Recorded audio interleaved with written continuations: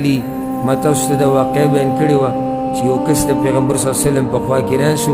و یا رسول الله کور ته ځمه که اجازت یې پیغمبر صلی الله علیه وسلم ورته یې لاړ شه څه وخت بعد بیا راغی کېناستو بیا لږ ساعت بعد وی یا رسول الله کور ته ځمه که ستاسو اجازت یې پیغمبر صلی الله علیه وسلم ورته یې لاړ شه لږ ساعت بعد بیا وی یا رسول الله لاړ او بیا راغی بیا وی یا رسول الله کور ته ځم که ستاسو اجازت یې پیغمبر صلی الله علیه وسلم ورته وی ستا څه قیصه ده ځې او راځې اجازت والی لاړ شي او بیا راشي وی یا رسول الله کور ته لاړ شمه چې بیا نه راځم سبا به راشمه خو کور کې سوچ وکړمه که زما نه څه وځي او دا پیغمبر ویننمه او یا د دې پیغمبر نه څه وځي او زه یې ویننمه نو بیا د دغه یېرې نه بیا رامنډې کړم ستا دې مجلس ته د دغه مؤمنانو د هغوی به څه حال و چې کله هغوی ته دا خبر ورسېدو چې پیغمبر صلی الله علیه وسلم وفات شوی دی د عایشه رضی الله عنها په کور کې دی نور هغه خبرې نشي کولی نور یې زړه ودرېدلی دی نور د هغه بدن بې ساه دی نور د هغه په بدن کې روح نشتی نور د هغه عظیم انسان بدن په صادر کې پټ کړی شوی دی صحابه کرامو باندې یو ناشنا مصیبت راغی بعض د صدمې د لاسه داسې شو چې نه خبرې کولی شوې او نه خوځېدی شو نه ودرېدی شو نه سملاستی شو په خپلو ځایونو باندې دغه شان پاتې شو د بعضو نه پکې دومره سخته پرې راغله چې خبرې ترې ګډې وډې شوې بعض حیران شو بعضو رامنډې کړې د پیغمبر صلی الله علیه وسلم کور ته بعض د مسجد نبوي طرف ته روان شو او عمر بن خطاب رضی الله عنه مبارک راځي چې عمر بن خطاب راغی او مغیره بن شعبه سره رضی الله عنهما اجازت یې وغوښتو ورې وټکو عایشه رضی الله عنها ته ویې موږ دواړه درځو هغې ورته یې راشئ او هغه ترې پناه شوه نو عمر رضی الله عنه راغی پیغمبر صلی الله علیه وسلم یې ولیدو واغشیا ما اشد غشی رسول الله صلی الله علیه وسلم وایي څه سخته بېهوشي پرې راغلې ده بېهوشه شوی دی خو ډېر زیات بېهوشه شوی دی بېهوشي پرې جوره راغلې ده وی فلما دلو من الباب چې کله واپس راوتو مغیره ورته یا عمره بېهوشي نه ده مات رسول الله صلی الله علیه وسلم پیغمبر صلی الله علیه وسلم وفات شوی دی عمر ورته وی مغیره کذبته ته دروغ وی بل انت رجل تحوسک فتنه ته داسې سړی چې کله ستا خبرې ګډې وډې شي په تا باندې ګډ وډ حالات راشي ان رسول الله صلی الله علیه وسلم لا يموت حتى يفني الله عز وجل المنافقين پیغمبر صلی الله علیه وسلم به دا هغه وخته پورې نه مري چې څو پورې الله دا منافقان ټول نه ختم کړي عمر بن خطاب رضی الله عنه توره راوویسته او دی وی لا اسمع احدا يقول مات رسول الله صلی الله علیه وسلم الا ضربته بالسيف که چا نه مې واورېدو چې پیغمبر صلی الله علیه وسلم وفات شوی دی په دې توره چې دا سر وهمه او بیا په مسجد نبوي کې ودرېدو او خطبه وکړه وی بعض منافقان دا وایي چې پیغمبر صلی الله علیه وسلم وفات شوی دی وان رسول الله والله ما مات او د الله پیغمبر په الله د قسم خورم مړ شوی نه دی زه خواله ورغلی وم بېهوشه شوی دی ولکنه ذهب الى ربه کما ذهب موسی بن عمران وخپل رب پسې ملاقات لتلی دی لکه څنګه چې موسی علیه السلام تلو فغاب 40 لیله 40 شپه هغه غیب شوی ثم رجع الیهم بعد ان قیل قد مات او بیا واپس راغی خپل قوم ته د هغوی قوم ویلي موسی علیه السلام وفات شوی دی خو هغه واپس راغی والله ليرجعن رسول الله صلى الله عليه وسلم كما رجع موسى الله مې دې قسمي پیغمبر صلی الله علیه وسلم به دغه شان واپس کیږي لکه څنګه چې موسی علیه السلام واپس شو فليقطعن أيدي رجال وأرجلهم زعموا أنه مات او دا خلکو خپې لاس به پرې کړي چې کومو خلکو دا ګومان کړی دی چې پیغمبر صلی الله علیه وسلم وفات شوی دی ابو بکر صدیق رضی الله عنه صلح علاقې ته خبر ورسېدو هغه خوږ ملګري ته خبر ورسېدو د ټول ژوند ملګری د هجرت د لارې ملګری د سختو ملګری د قربانیانو ملګری هغه ته خبر ورسېدو نو په خپل اس باندې کېناستو رامنډې والې راغی جومات ته او ډایرک کور ته ورننوتو عمر بن خطاب خطبه کوله خلکو ته یې ویې نه دی مړ او هغه عمر ته ونه کتو ورننوتو د خپلې لور کوټې ته ورته یې وي پیغمبر صلی الله علیه وسلم وي دغه دی پروت دی فتیمم رسول الله صلی الله علیه وسلم ورغی د پیغمبر صلی الله علیه وسلم خواته وهو مسجى ببرد حبره او باغ باندې صادر پروت و په صادر پټ کړی شوی فکشف عن وجهه دا مخې ول ښکاره کړو وی انا لله و انا الیه راجعون او بیا باغ باندې راپرېوتو فقبله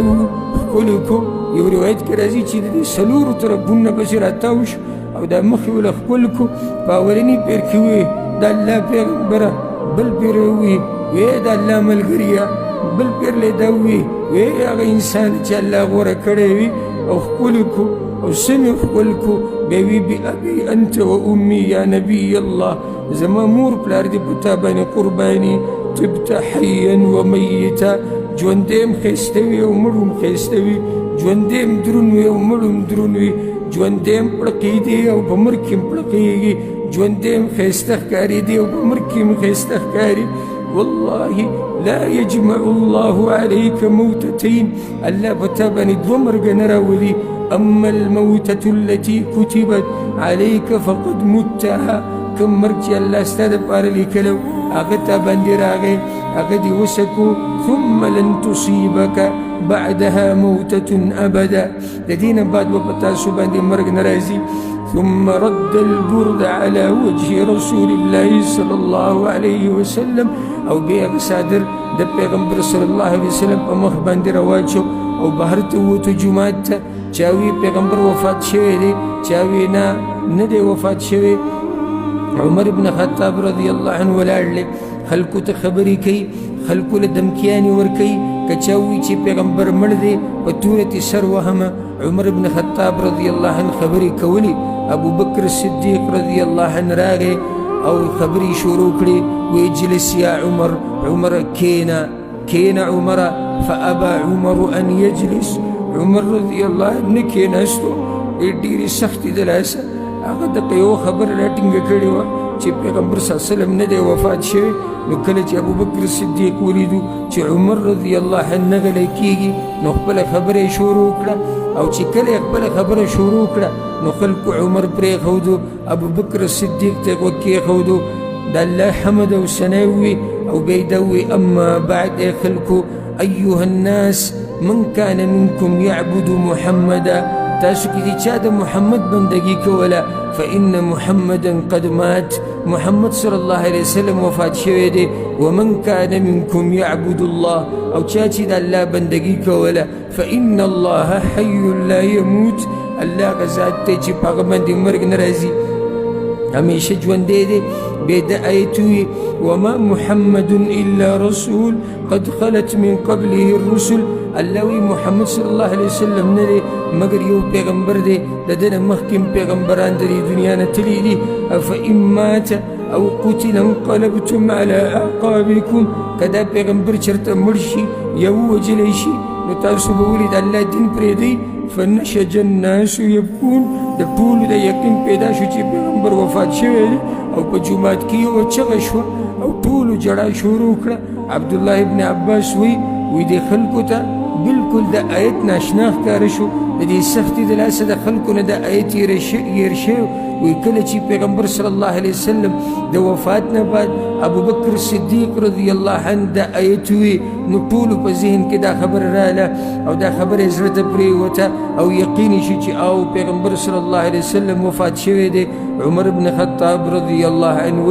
وی ابو بکر صدیق چې کله د آیت وی فعقرت حتى تقلني رجلي وزر وليدما او پښو کې مې دومره زور نه و چې زه راوچت کړی وم وحتى اهويت الى الارض فزمکه را پرېوتم وعلمت ان النبي صلى الله عليه وسلم قد مات نو یقین مې بالکل راغی چې پیغمبر صلی الله علیه وسلم وفات شوی دی بیا ملګرو راوچت کو او کور ته یې ویوړو په دې طریقې سره صحابه کرامو ته خبر ورسېدو چې د دوی هغه خوږ ملګری د دوی هغه مشر د دوی هغه پیغمبر چې دوی په هر څه قربانول هغه د دنیا نه لاړ مدینه تکه توره شوه په مدینه کې د غم تیارې شوې په مدینه کې یو اواز شو پیغمبر صلی الله علیه وسلم پسې جړاګانې وي، پیغمبر صلی الله علیه وسلم پسې خفګانونه، د صحابه کرامو زړونه په دغه ورځ ټوکړې ټوکړې شوي دي، په دغه ورځ د صحابه کرامو زړونه زخمی شوي دي، په دغه ورځ د صحابه کرامو زړونه لکه چا چې په چړو باندې وهلي او په هغوی باندې به څومره سخته وه. موږ ته به بیانولو کې لوی تکلیف دی، موږ ته په اورېدو کې لوی تکلیف دی، زموږ د زړونو نه یو الله خبر دی. نو کومو خلکو چې د پیغمبر صلی الله علیه وسلم سره یو ځای ژوند تیر کړی، یو ځای خوراک یې کړی، یو ځای ورسره ناست پاسي، په هغوی باندې به څومره لویه سخته تېره شوي. الله سبحانه وتعالی دې زموږ ملاقات د دغه خوب پیغمبر صلی الله علیه وسلم سره په جنت الفردوس کې وکړي. الله دې موږ د هغه په نقش قدم روان کړي. الله دې زموږ ملاقاتونه د صحابه کرام رضوان الله علیهم اجمعین سره وکړي، څو پورې چې زموږ په دې بدن کې سایي. الله دې موږ له توفیق راکړي چې د دې پیغمبر دفاع وکړو، د صحابه کرامو دفاع وکړو، او الله دې موږ له توفیق راکړي چې همیشه د دې پیغمبر د سیرت د مرګ پورې بیانو. الله دې د دې پیغمبر صلی الله علیه وسلم سره زمونږ حشر وکړي. الله دې د قیامت په ورځ موږ د هغه د جنډې لاندې راپاسئ. الله دې موږ ته د هغه د حوض کوثر اوبه نصیب کړي. الله دې موږ ته د پیغمبر سفارش نصیب کړي. الله دې موږ د پیغمبر صلی الله علیه وسلم په سنتو باندې او په طریقه باندې د مرګ پورې قایم او دایم لري. الله دې موږ د پیغمبر د حدیثونو د هغه د دین او د هغه خبرو چې هغه بیان کړي دي، الله دې موږ د هغې خادمان وګرځوي. الله دې موږ په هغې باندې پوه کړي.